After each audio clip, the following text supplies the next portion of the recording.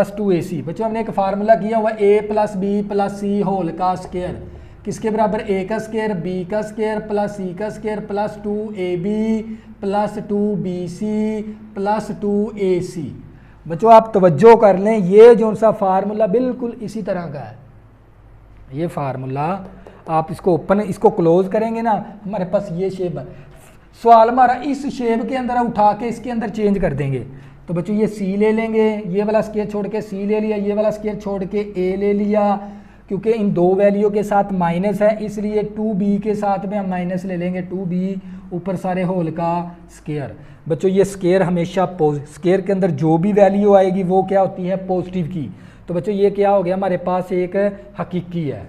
हम ये पास साबित हुआ